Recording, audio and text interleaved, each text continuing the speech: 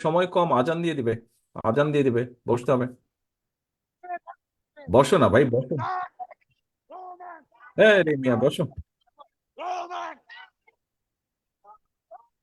এই এই বছো। বিসমিল্লাহির রহমানির রহিম। বিসমিল্লাহির রহমানির রহিম। আহ, আজকের এই অনুষ্ঠানে উপস্থিত নওগাঁ বিএনপি যুবদল, ছাত্রদল, স্বেচ্ছাসেবক সহ সকল অঙ্গ ও সহযোগী সংগঠনের নেতৃবৃন্দ, আসসালামু আলাইকুম। আজকের আমাদের এই অনুষ্ঠানটা আসলে কোনো কর্মী সভাও না, কোনো জনসভাও না। অনুষ্ঠানটি আসলে ছিল আমাদেরই একজন সহকর্মী, যুবদলের সহকর্মী মিলি। ও বেচারা আহ, আহত হয়েছে, ওর চোখ একটা নষ্ট হয়ে গিয়েছে। ওকে চিকিৎসার মাধ্যমে যদি সুস্থ করা সম্ভব হয়, সেই জন্য যুবদলের পক্ষ থেকে তাকে কিছু সহযোগিতার ব্যবস্থা করা হয়েছে। সেটি অ্যাকচুয়ালি তার কাছে দেবার, এটা কোনো তেমন কোনো সাংগঠনিক অথবা রাজনৈতিক কোনো প্রোগ্রাম নয়। আহ, এখানে একটি কথা বোধহয় উল্লেখ করা প্রয়োজন।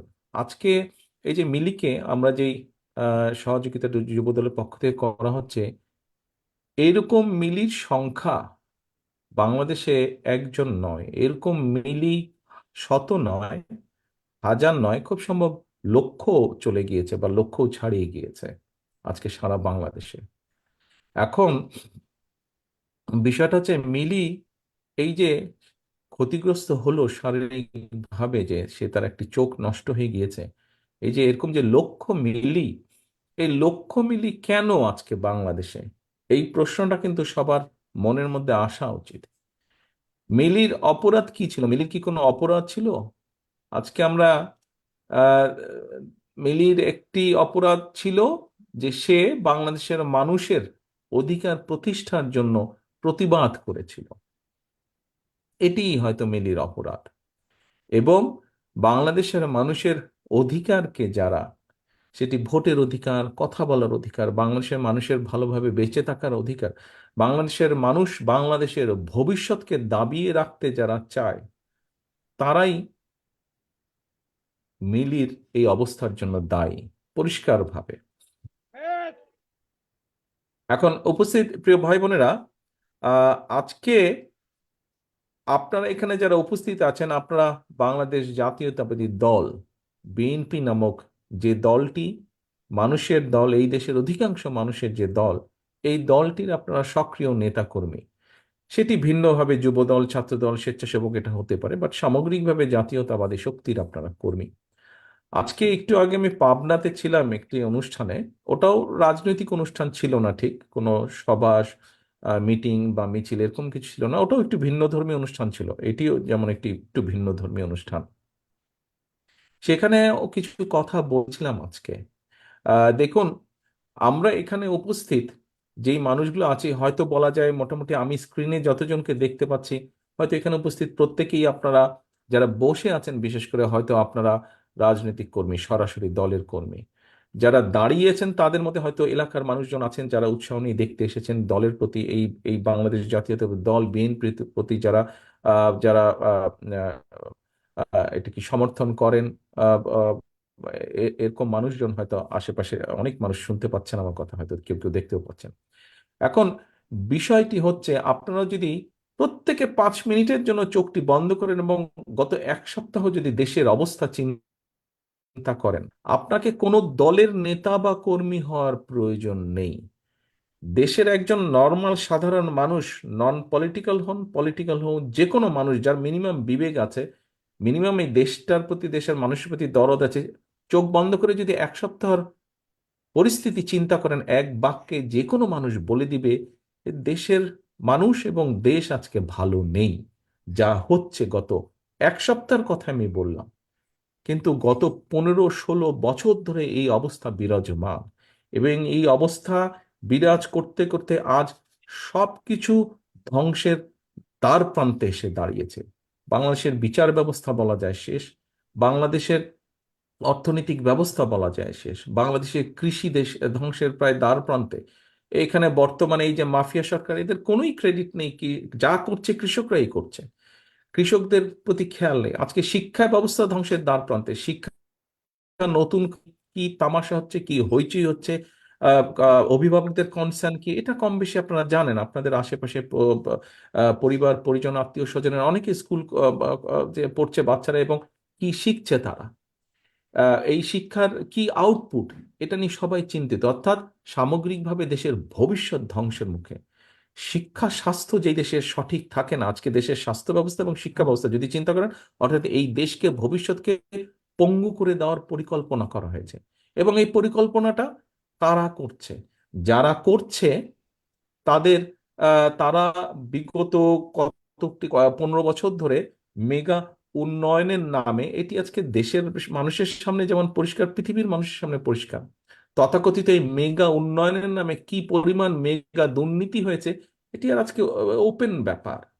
অর্থাৎ মেগা উন্নয়নের নামে সমগ্র দেশকে, দেশের শিক্ষা, দেশের স্বাস্থ্য, এই দুটোকে ধ্বংস করার মাধ্যমে দেশের বিচার ব্যবস্থা, দেশের মানুষের দেশের মানুষের গণতান্ত্রিক ব্যবস্থা, এগুলিকে ধ্বংস করার মাধ্যমে একটি গোষ্ঠী শুধু নিজেদের স্বার্থ, নিজেদের অর্থ কড়ি টাকা পয়সা সহায় সম্পত্তি, এগুলোই তাদের মুখ্য লক্ষ্য বা উদ্দেশ্যে পরিণত করেছে। দেশ তাদের কাছে মুখ্য বা লক্ষ্য নয়। প্রিয় সহকর্মী বৃন্দ, আজকে মিলিকে আমরা সহযোগিতা করছি। মিলি আমাদের একজন সহকর্মী। আজকে এখানে উপস্থিত, শুধু এখানে নয়, সমগ্র বাংলাদেশের দল মত নির্বিশেষে প্রতিটি রাজনৈতিক কর্মী, দল মত নির্বিশেষে বাংলাদেশের প্রতিটি বাংলাদেশীর আজকে কিন্তু সহযোগিতা প্রয়োজন দেশের। এই দেশকে যদি রক্ষা করতে হয় ধ্বংসের দ্বার প্রান্ত থেকে, তাহলে আজকে আমাদের প্রতিটি বাংলাদেশি মানুষকে এসে দাঁড়াতে হবে দল মত নির্বিশেষে। আজকে হতে পারে, অনেকে বলতে পারে, যারা রাজনীতি করেন না, এরকম অনেক মানুষ হয়তো বলতে পারে, আরে আপনারা তো পলিটিশিয়ান, আপনারা রাজনীতি করেন, আপনারা তো ভোট ভোট করবেনই। আমাদের যে বিদ্যুৎ নাই, আমাদের যে কৃষকের ঘরে যে সার নাই, অসুস্থ হলে যে হাসপাতালে গেলে রুগীর চিকিৎসা নাই, ওষুধপত্র নাই, ছেলে মেয়েদের শিক্ষা ঠিকভাবে নাই, আদালতে গেলে বিচার ব্যবস্থা নাই, কোথাও আইন শৃঙ্খলা ঠিক নাই, এগুলা নিয়ে আপনারা নিত্য পণ্যের যে দাম যেভাবে বেড়ে যাচ্ছে, এগুলা নিয়ে আপনারা কথা বলেন না, আপনারা শুধু ভোট ভোট নিয়ে কথা বলেন। আজকে আমাদেরকে মানুষের সামনে একটা কথা বলতে হবে ভাই।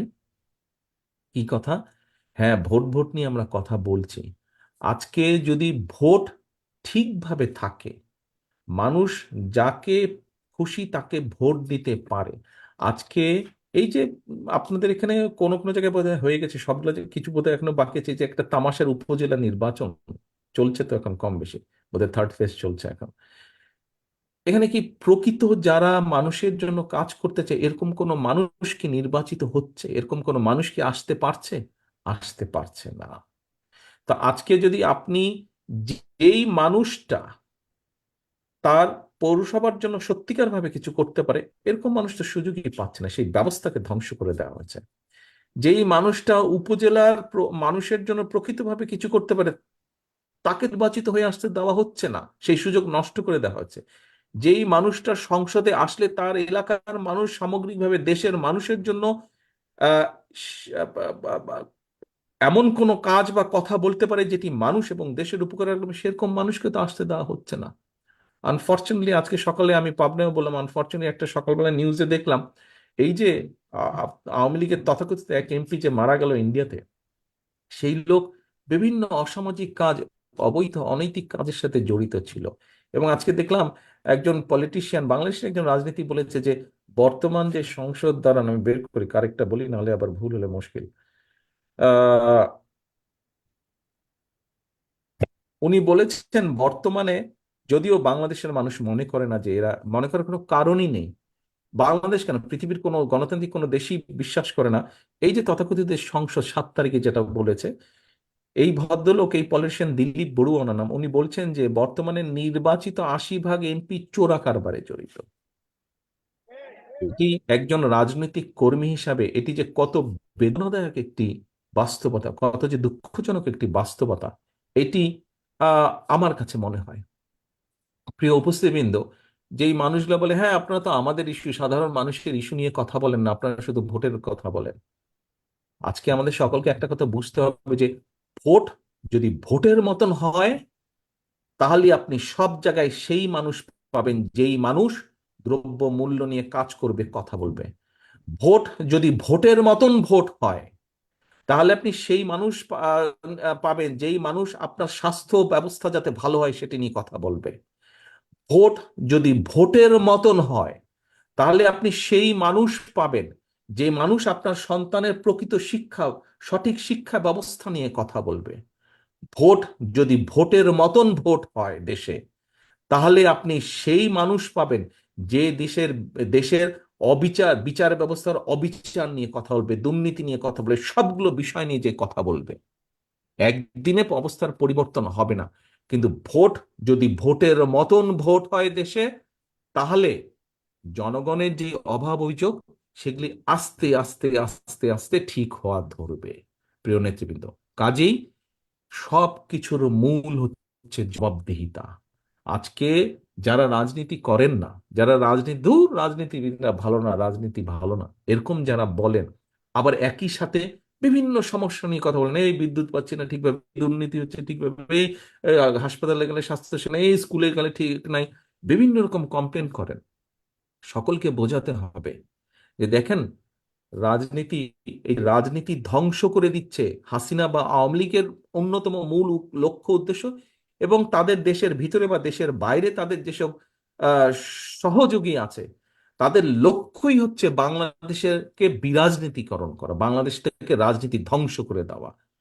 এবং এই ধ্বংস করতে গিয়ে অনেকাংশে হয়তো তারা সফল হয়েছে, এবং ধ্বংস করতে গিয়েই কিন্তু আজকে সাধারণ মানুষের যত অভাব অভিযোগ, যত দুঃখ দুর্দশা কষ্ট, তার মূল কারণ এই বিরাজনীতিকরণ। যদি দেশে প্রকৃত রাজনীতি থাকতো, যদি মিলি যখন প্রতিবাদ করেছিল, তাকে গুলি না, তাকে তার প্রতিবাদ করতে দেওয়া উচিত ছিল, তার প্রতিবাদ নিয়ে যদি সংসদে আলোচনা হতো, সেই রকম একটি সংসদ থাকতো, তাহলে মানুষের অভাব অভিযোগ এত থাকতো না। অন্তত মানুষের বেসিক রাইটস যেগুলা, বেসিক যেই বিষয়গুলো একটি দেশের মানুষের, সেই বিষয়গুলো সেরকম সরকার অ্যাড্রেস করতো, সেরকম জনপ্রতিনিধিরা অ্যাড্রেস করতো, সেগুলো নিয়ে তারা কাজ করতো, কথা বলতো।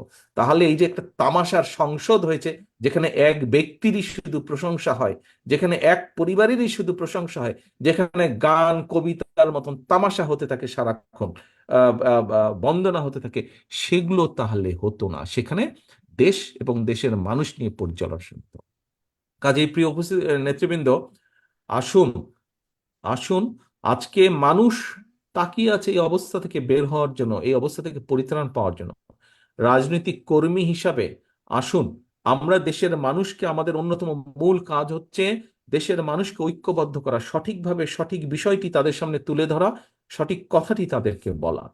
আমরা চাই না মিলির সংখ্যার একজনও বাড়ুক, আমরা চাই এখানে স্টপ হোক মিলির সংখ্যা। আর কোনো কেউ, একটি মানুষ হোক আমার দলের, হোক অন্য দলের, কোনো মানুষ যাতে তার চোখ নষ্ট না হয়, কোনো মানুষ যাতে তার কোনো অঙ্গ প্রত্যঙ্গের ক্ষতি না হয়, এইরকম রাজনৈতিক প্রতিবাদ করতে গিয়ে কোনো মানুষ অত্যাচার নির্যাতনের শিকার যাতে না হয়, তাকে তার প্রতিবাদ করতে দেওয়া হোক। তার কিছু থাকলে শুনুক, শোনা হোক, সেটির মধ্যে যদি কোনো বিষয় থাকে গুরুত্বপূর্ণ, সেটি পর্যালোচনা করা হোক। আসুন, আমরা দেশে মানুষের সেই প্রত্যাশিত ভোট এর যে আন্দোলন, সেটিকে আমরা সফল করার জন্য সব রকম প্রচেষ্টা গ্রহণ করি। প্রিয় নেতৃবৃন্দ, পরিশেষে আপনাদের মাধ্যমে আমি দেশের মানুষের কাছে সেই প্রত্যাশা রেখে আবার বক্তব্য শেষ করব, যেই প্রত্যাশা নিয়ে মুক্তিযোদ্ধারা দেশ স্বাধীন করেছিলেন, যুদ্ধ করেছিলেন, যেই প্রত্যাশা নিয়ে এখনো দেশের মানুষ বিএনপি সহ সকল গণতান্ত্রিক শক্তির দিকে তাকিয়ে আছে, সেই কাঙ্ক্ষিত দেশ, সেই কাঙ্ক্ষিত গণতন্ত্র, সেই প্রত্যাশিত গণতন্ত্র যাতে আমরা অর্জন করতে সক্ষম হই, সেই বিশ্বাস, সেই প্রত্যাশা রেখে আমার বক্তব্য শেষ করছি। এবং আল্লাহর কাছে দোয়া করি, এইরকম মিলিকে যেই সহযোগিতা করছি, যাতে আমরা আমাদের আরো শত হাজারো লক্ষ মিলি আছে, তাদের পাশে যতটুকু সম্ভব আমাদের সামর্থ্য নিয়ে আমরা দাঁড়াতে পারি, এবং একই সাথে আর যেন মিলির সংখ্যা না বাড়ে, সেই দোয়া করে আল্লাহর কাছে সেই দোয়া চেয়ে, সেই রহমত চেয়ে আমার বক্তব্য শেষ করছে। আল্লাহ হাফেজ। বাংলাদেশ জিন্দাবাদ, বাংলাদেশ জাতীয়তাবাদ দল জিন্দাবাদ। ধন্যবাদ মাননীয়